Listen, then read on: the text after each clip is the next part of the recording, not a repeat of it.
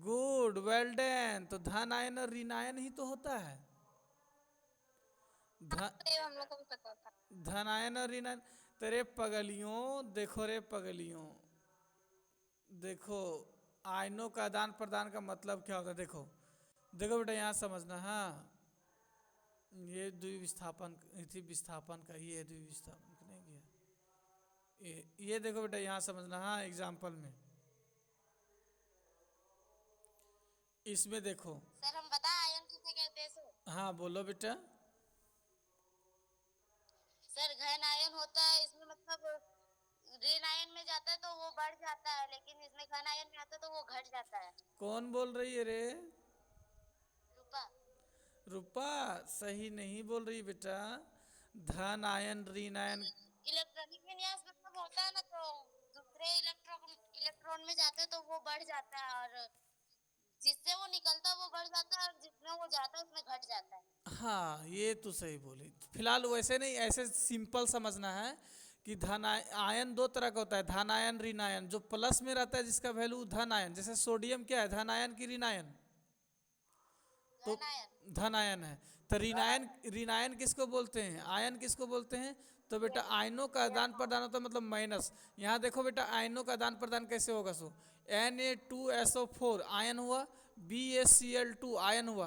तो देखो बदल जाएगा, SO4 चला जाएगा Ba के पास, और Na के साथ चला जाएगा Cl। देख लो, Na के साथ आ Ba के साथ क्या आ गया, SO4 आ गया, और Na के साथ क्या चल गया, NaCl। मतलब आयनों का आदान प्रदान हुआ। देखो इसी को कहते हैं आयन का इधर से उधर हो जाना।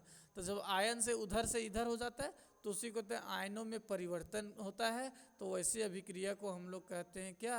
तो वैसे अभिक्रिया को हम लोग क्या कहते हैं बेटा, द्विविस्थापन अभिक्रिया। समझे? तो रटने से ज़्यादा ज़रूरी है समझना, नहीं समझेंगे तो फिर टिक लगाने में दिक्कत होगा बेटा, ध्यान रखें आप लोग, है ना। देखो यहाँ लिखा भी है ना कि Ba+2 में है, SO4 माइनस में है, अभिक्रिया से ये बन गया, जिसको अवक्षेप कहते हैं, जिसको अवक्षेप का निर्माण। तो अब अगला सवाल क्वेश्चन तुमको बोल सकता है कि अवक्षेपन अभिक्रिया किसे कहते हैं। तो सिंपल बोलेंगे कि वैसी अभिक्रिया जिसमें अवक्षेप का निर्माण होता है उसे अवक्षेपन अभिक्रिया भी कहते हैं। समझ में आया रे पगलियों? नहीं सर, हमको ये समझ में नहीं आया सर। कौन बोली रे नहीं आया? थोड़ा बोलना बेटा फिर से नाम। रूपा। रूपा। देखो बेटा ध्यान से, तुम क्लास लगता है नहीं कि ना शुरू से, इसलिए कंफ्यूजन है, बाकी सब पकड़ रहा होगा। Na का संयोजकता प्लस में होता है, हाँ। और SO4 को क्या कहते हैं, नाम बताओ रूपा। Sulphur oxide. क्या बोल? Sulphur oxide. सल्फर ऑक्साइड बोलते हैं। डंटा है कि नहीं, तुम लोग को थोड़ा मिठाई देंगे हम। SO4 को क्या बोलते हैं पीयूष, बोलो। सल्फेट। सल sulphate sir, sulphate sulphate. Sulphate. कहाँ तो लोग, सल्फेट कहाँ है। है ध्यान, मतलब मिठाई देना होगा ना, टेंशन मत लो, ऑफलाइन क्लास के दिन में देंगे जरूर। सल्फेट तो सोडियम सल्फेट हुआ बेटा। और फिर देख लो प्लस में क्या है, NaCl है। तो NaCl किसको कहते हैं हम लोग? साधारण नमक। ओ सॉरी, NaCl बोलते हैं, BaCl। BaCl2 कैसे हुआ बता तो, कोई समझा तो हमको। ये BaCl2 कैसे हुआ, रीसू समझाएगी, नहीं तो उसको धोएंगे पकड़ के हम। बोलो रे, सबको माइक ऑफ रखेगा जी, बोलो रे रीसू।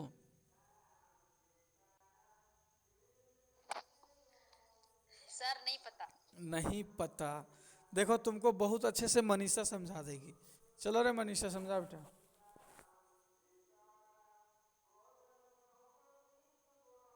सर हाँ।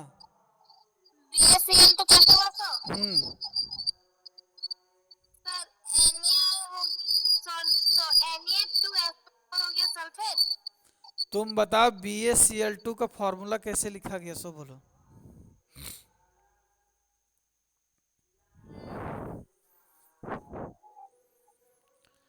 अरे पगलिया सर हम्म। सुनिए सुनिए सुनिए हम्म। सुनिए। हाँ बोले। सर सर हाँ। सर बोलो ना बेटा। सर बीए और सर आवाज अरे बेटा माइक सबको ऑन नहीं करो ना, माइक ऑफ करो ना तब सुनाई देगा ना। नहीं सर, गूंज रहा है पूरा। तो माइक ऑन है ना 3 4 लोगों का, इसीलिए गूंज रहा है। प्रव्या सर हाँ बोलो।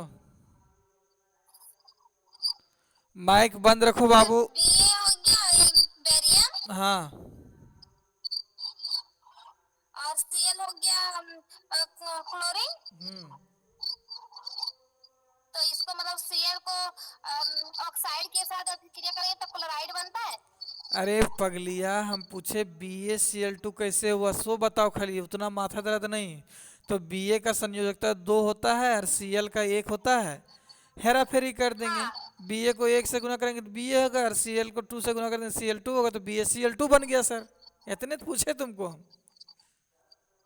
उतना लंबा हाँ चौड़ा समझा रही है। अब अब यहाँ आयनों का आदान प्रदान कैसे हो गया। तो Ba के साथ जब SO4 होता है तो बी का BaSO4 कैसे लिखा है, राजू बताएगा। समझ गए हम। राजू बता बेटा। हाँ सर। BaSO4 कैसे हो बताओ।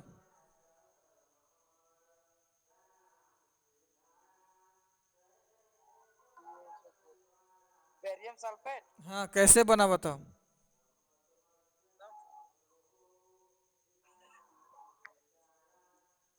नहीं जानते सर। अरे गधा, बेरियम का Ba का संयोजकता 2 हुआ सर प्लस में, और दो होता है। सल्फेट का 2 होता है, तो दोनों कट कट जाएगा और एक एक से गुना कर देंगे तो BaSO4 बनेगा। इतना मारेंगे न तू लोगों की कहना नहीं, मतलब प्रैक्टिस नहीं किया है ने रे, तू लोग प्रैक्टिस नहीं किया। बताए तो सर, बताए तो। इतना टाइम लेगा। तो द्विविस्थापन अभिक्रिया समझ गए, आयनों का आदान प्रदान होता है और इससे जो बनता है अवक्षेप उसको अवक्षेपन अभिक्रिया भी कहते हैं, ध्यान रहेगा ना तो लोग को। तो बेटा इसीलिए हम रिवीजन करा रहे हैं कि तो लोग जो रटा हुआ है वो समझ लो, क्योंकि रटा हुआ चीज़ से अब एग्ज़ाम नहीं होगा, समझा हुआ चीज़ से एग्ज़ाम होगा। समझिएगा तभी ऑब्जेक्टिव क्वेश्चन टिक लगेगा, वरना नहीं लगेगा, ध्यान रहे, समझे गांधी लोग। ये ऑब्जेक्टिव टेस्ट है ना कि सब्जेक्टिव। हेलो, समझ में आया। Yes sir. हाँ सर। अपचयन उपचयन भी अच्छा से तुम लोग को समझ में आया होगा। जब ऑक्सीजन की मात्रा बढ़ जाती है तो क्या होता है।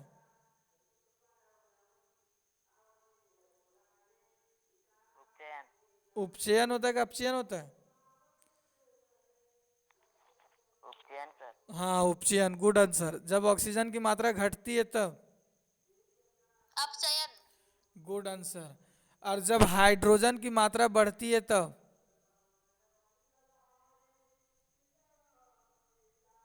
चलो तुम लोग को हाइड्रोजन का नहीं, ऑक्सीजन से ही हो जाता है ना, तो बेहतर है। तो अगर यहाँ समझ में आया होगा तो फर्स्ट हम एग्जाम्पल पूछते हैं, थोड़ा देखते हैं। यहाँ बता बेटा, CU अपचयन हो रहा है कि उपचयन हो रहा है।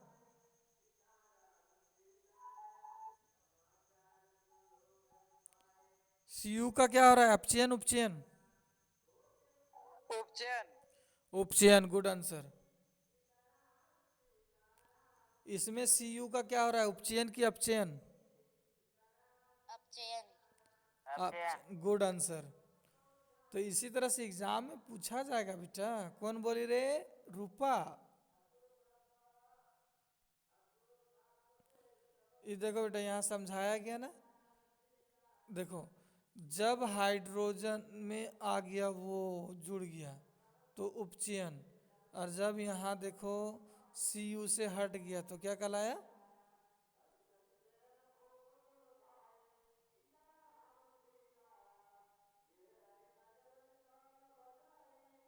देखो ऑक्सीजन जब जुड़ता है तो उपचयन, ऑक्सीजन जब हटता है तो अपचयन। याद रहेगा ना, बस इतना ही याद रखना है। Yes sir. Yes sir. और इसी अभिक्रिया को जब दोनों अभिक्रिया दोनों काम होता है उसको रेडेक्स अभिक्रिया करते हैं। वैसे रिएक्शन जिसमें अपचयन उपचयन दोनों होता है उसको कौन सा अभिक्रिया कहते हैं बेटा, रेडेक्स अभिक्रिया कहते हैं। रेडॉक्स। रेडॉक्स। हाँ, रेडॉक्स अभिक्रिया। रेडक्स अभिक्रिया कहते हैं, ध्यान रखना। हाँ, अब आगे तू लोग को पता है संक्षारण तो पता होगा बेटा। संक्षारण किसे कहते हैं? तो संक्षारण किसे कहते हैं तो यस लोग, सर। हाँ, तुम लोग को ये भी हाँ पता हो, सर। तुम लोग को ये भी पता होगा कि लोहे को पेंट करना क्यों जरूरी है। तुम लोग को ये भी पता होगा कि चिप्स की थैले में कौन सा गैस डाला जाता है, हाइड्रोजन की, हीलियम की, lithium? Nitrogen. Hydrogen. Hydrogen sir. Hydrogen डाला जाता है चिप्स की थैले में। Nitrogen sir. Nitrogen. Nitrogen sir. तो लोग का टेस्ट लेते हैं हम उल्टा नाइट्रोजन पुल्टा बोल सर। के। तो यहाँ तक बेटा ये तो बहुत अच्छे से याद होगा, तुम लोग को बहुत खुशी की बात है, अच्छा है। अगला क्वेश्चन हमारा ये है बेटा कि तुम लोग विस्थापन अभिक्रिया किसे कहते हैं, बताओ हमको, किसको किसको पता है? विस्थापन अभिक्रिया। हमको। बताओ। हमको भी सर। चलो तो हमको हमको में बताएगी रिशु।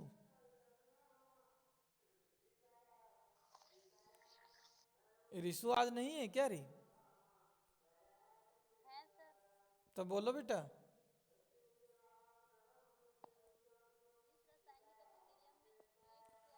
तेरा बैटरी लूज हो गया क्या री?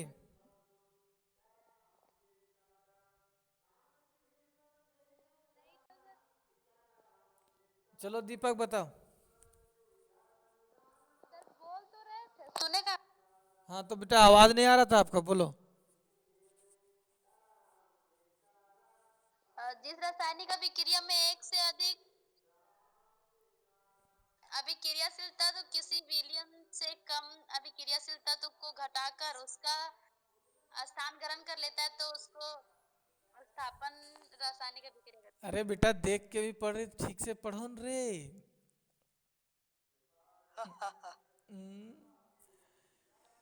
सिंपल याद रखना है बेटा विस्थापन अभिक्रिया में कि अधिक अभिक्रियाशील वाला तत्व कम अभिक्रियाशील वाला को विस्थापित कर देता है। तो कौन कौन धातु कितना अभिक्रियाशील वाला है पता है तो लोग को? तो नहीं पता है ना बेटा। तो तीसरा नंबर चैप्टर में थोड़ा देख लो जा करके, तो वहाँ से और क्लियर हो जाएगा। तीसरा नंबर चैप्टर में, तीसरा नंबर चैप्टर में एक चार्ट दिया हुआ दिखाते हैं।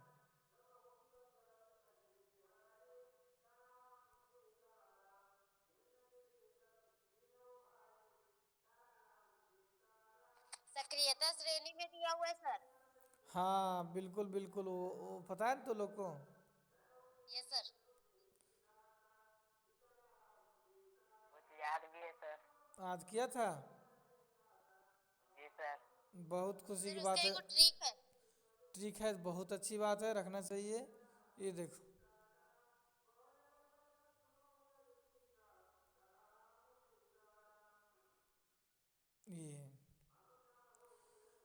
ये देखो सबसे सबसे अधिक अभिक्रियाशील कौन है बेटा? Potassium, sodium, calcium, magnesium, aluminium, zinc, iron, lead, hydrogen, copper, mercury, silver, gold. जो ऊपर में है सो सबसे अधिक अभिक्रियाशील है, और जो नीचे है वो कम अभिक्रियाशील है, समझे? तो अधिक अभिक्रियाशील वाले कम अभिक्रियाशील वाले को विस्थापित कर देता है।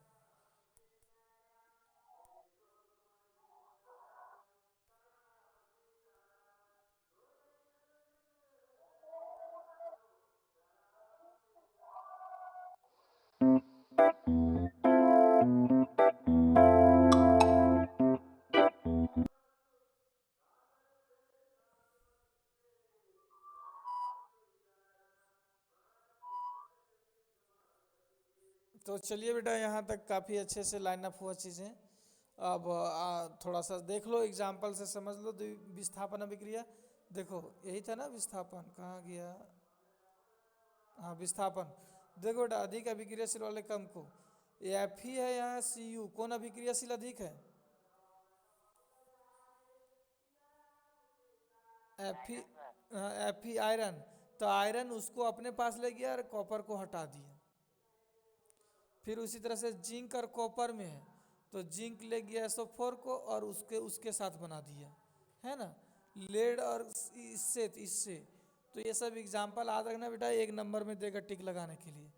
तो ये भी समझ में आ गया। उष्मा क्षेपी और उष्मा से शोषी तो समझ रहा होगा। वैसी अभिक्रिया जिसमें क्या होता है, अभी उत्पन्न होने के साथ साथ अभी उत्पाद बनने के साथ साथ उष्मा का भी उत्पन्न होता है, उसे कहते हैं उष्मा क्षेपी अभिक्रिया, जिसे C+O2 बनाता है CO2 प्लस उष्मा, है ना। और अगला विस्थापन उष्मा शोषी, जो जो उष्मा का शोषण करता है बेटा, तो उसमें शोषण अभिक्रिया जिसमें वैसे अभिक्रिया जिसमें उष्मा का शोषण होता है। तो ऐसे ही सिंपली ध्यान में रखना है। तो आई होप ये दोनों चैप्टर आप लोग के अच्छे हैं और आसान भी है केमिस्ट्री का, ये दोनों समझ में आया होगा क्योंकि पहला चैप्टर पढ़े होंगे तो आप लोग बहुत अच्छे से पढ़े होंगे। तो इस चैप्टर में नोट क्या क्या है, होमवर्क तुम लोग को लिखो, होमवर्क क्या क्या है लिखो जल्दी जल्दी। सब रेडी है ना लिखने के लिए? सबसे हाँ सर। सबसे सबसे पहला होमवर्क ये है आप लोगों का कि सारे डिफिनेशन को माइंड में सेट करना, और दूसरा होमवर्क है सारे अभिक्रिया को संतुलित करना, सबको संतुलित करना। तीसरा होमवर्क है जितने भी अभिक्रियाएं हैं सबके उदाहरण को भी याद रखना, कहा कि तू लोग डिफिनेशन तो याद रखता होगा, उदाहरण नहीं याद रख पाता होगा, तो उदाहरण को याद रखना। और ये भी याद रखना कि किसमें कौन सा मतलब अभिक्रियाशील कौन सा किसको विस्थापित करता है, थोड़ा एग्जाम्पल को भी याद रखेगा ताकि क्वेश्चन बन सके। और नाइट्रोजन की थैली वगैरह, संचारित वगैरह, उपचयन अपचयन तो सब तो लोग को आदि होगा। तो देखो बेटा, एक क्लास में हम लोग एक चैप्टर को पूरे अच्छा से हम समझाने की कोशिश किए, आप लोग पढ़े थे उसके अकॉर्डिंग। क्या कुछ कुछ समझ में आया कि क्लियर नहीं हुआ? मतलब कोशिश जो मेरी थी समझाने की वो ताज़ा हुआ? जी सर। तो आप लोग बेटा इसको अच्छे से करिएगा। अब केमिस्ट्री को ख़त्म समझे हम? जल्दी बोलो। जी सर। जी सर। जी सर। सवाल करेंगे तो आंसर मिल जाएगा ना? आपको तो चलिए केमिस्ट्री को हम कंप्लीट समझते हैं। अब बायोलॉजी पर पढ़ते हैं, फिजिक्स लास्ट में पढ़ाएंगे, है ना? क्या सही बोल रहे हैं हम? जी सर। तो आज आप लोग की स्कूल था क्या बेटा? स्कूल खुला? नहीं, स्कूल तो बंद होगा। नहीं सर। कल से। तो कल से बेटा सबको जगा दो, जनन स्टार्ट करेंगे ऑनलाइन में। तो जो जो बाकी है, जो जो नहीं जगे हैं बेवकूफ़ियों लोग, वो सबको जगा दो आप लोग, है ना?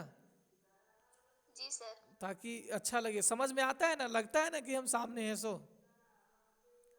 हाँ सर। बस खाली मिठाई नहीं दे पाते हैं, तो कोई नहीं, उसका भी व्यवस्था करेंगे बहुत जल्द। आप आइए ना तो स्टेशन में खा लेंगे सर। हाँ ना।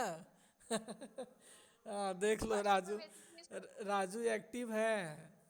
आप देखो पहले दिन पढ़ाए तो हमको पता नहीं चल रहा था कि कौन कितना पढ़ता है नहीं पढ़ता है कितना। अब जब आप लोग हमसे इंटरेक्ट करने लगे हैं, पढ़ने लगे हैं, तो हम सबका टैलेंट को जान गए हैं कि कौन कौन सा इंसान, कौन से स्टूडेंट मेरी कौन क्वेश्चंस के आंसर दे सकती है और कौन कौन आंसर नहीं दे सकती है। तो ट्राई कर लें क्या एक बार हम?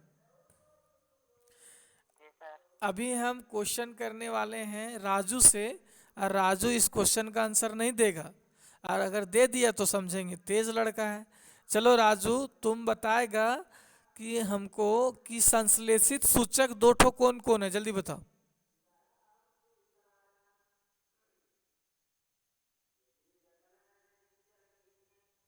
सर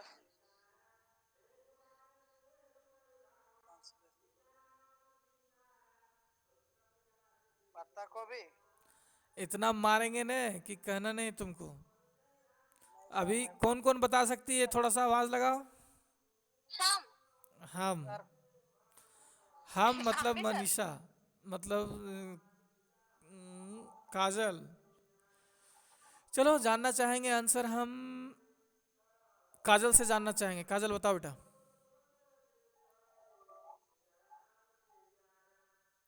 लो ये भी सो गई।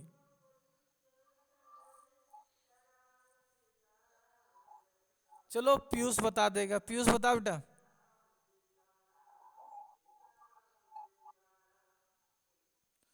पीयूष।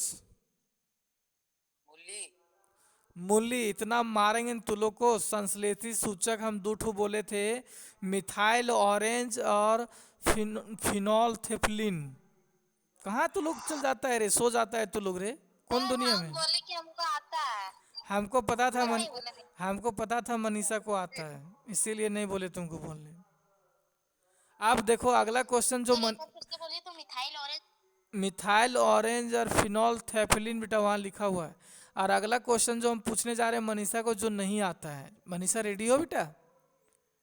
चलो मनीषा से पूछ रहे हैं हम। मनीषा से पूछ रहे हैं, क्या था रे? इनेम इलेमिन इलेमस, क्या था? इलेमस ना, इनेमस। इनेमस कैसे बना हुआ है? Enormous. हाँ, कैसे बना हुआ है बोलो?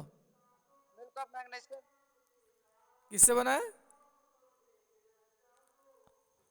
बोलो रे। नहीं पता। हाँ बोले सर। हम कैसे जानते थे कि तुमको नहीं पता है? बोलो राजू आंसर। क्योंकि हम उस दिन क्लास में किया। बोलो रे। कैल्शियम हाइड्रो क्या से? नहीं, कैल्शियम हाइड्रोक्सी हाइपोटाइट। Calcium hydroxide. कौन बोला बाबू? राजू कुमार। राजू कुमार। चलो ठीक है। अब नेक्स्ट क्वेश्चन काजल से, जो कि आंसर वो नहीं दे पाएगी, देखना। काजल बताएगी बेटा कि जब हमारे आमाशय में अम्लता की मात्रा बढ़ जाती है तो हमें कौन से, मतलब कि क्या लेना पड़ता है? हमको क्या लेना पड़ता है, सो बताओ पहले। सर बोले। नहीं, सर हमको भी आता है। तू लोग को आता है, लेकिन मनीषा एथी को नहीं आता है, काजल को। सर बोले सर, बोलो ना। Milk of magnesium. Good answer बेटा, लेकिन तुमको आंसर देना था एंटी एसिड बताना था कि सर एंटी एसिड लेते हैं। एंटी एसिड मतलब कि क्षारक लेते हैं। तो तब हम पूछते हैं कि कौन सा क्षारक, तब बोलना है मिल्क ऑफ मैग्नीशियम। लेकिन आंसर सही रहा, गुड, मतलब एक आंसर दे दी। चलो नेक्स्ट चंदन से मेरा सवाल है। चंदन रेडी हो बेटा? सर हम ही हैं। ओ चंदन तुम है ना, क्या नाम है उसका? दीपक है, वो दीपक। जी दीपक सर। दीपक रेडी है रे? जी सर। हाँ, तो तुम्हारे लिए सवाल है बेटा, एकदम इजी सा सवाल, देखते हैं तुम कितना जवाब देता है। सिंपल सा बताओ, संतरा में कौन सा अम्ल पाया जाता है? संतराम सर। हाँ, बताते हैं। संतरा बोले संतरा। हाँ, हाँ, बोले सर। सिट्रिक अम्ल, बिल्कुल सही। सिट्रिक तो चलिए, कम से कम ये दोनों चैप्टर का सब क्वेश्चन मुंह पे होना चाहिए तू लोग को, काहे कि बहुत अच्छे से डील किए हैं। और इसका एक बार क्वेश्चन सेट तू लोग को प्रैक्टिस कर देंगे, और प्रैक्टिस कर लेने के बाद यूट्यूब पर उसी को उठा के डाल देंगे। इसलिए वीडियो भी आप लोग का रिकॉर्डिंग भी हो रहा है, ये वाला जो पढ़ा रहे हैं अभी, समझे? यही पढ़ाया हुआ उठा के यूट्यूब पर भी डाल देंगे, तो आप लोग के लिए अच्छा हो जाएगा। एक बार पढ़े रहेंगे सो एक बार देख भी लीजिएगा अपना पढ़ा हुआ, क्या ठीक रहेगा ना? जी सर। अरे यूट्यूब में मेरा सब्सक्राइबर नहीं बढ़ा रहे हो जी, जिसका जिसका फोन है सब सब्सक्राइब करो चैनल। सर आप किए? किए हैं तो लो रे, बनिशा, काजल, रूपा। सर हमको नहीं पूछते कुछ नहीं सर। कौन बोली रे? नाम बोलो, नाम बोलो। ऋषु। कैसे नहीं पूछते बेटा? चलो तेरे लिए सवाल। तुम्हारे लिए सवाल ये है, जो तुम नहीं दे सकती वही सवाल करेंगे हम। तुम हमको आंसर करो, कहाँ से तुमको हम लटकाएं, कहाँ पर तुम नहीं जानेगी। हाँ, चलो बताओ, लवण का मजबूत लवण मतलब NaCl का पीएच मान कितना होता है, जल्दी बताओ।